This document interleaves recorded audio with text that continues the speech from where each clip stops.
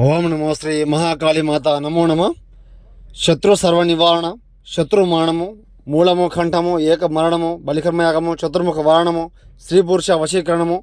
మీకు శత్రు సమస్య ఉన్నా, స్త్రీ పురుష వశీకరణ సమస్య ఉన్నా సంప్రదించండి అమ్మ. పూర్తి పరిహారం చేసి చూపిస్తాను.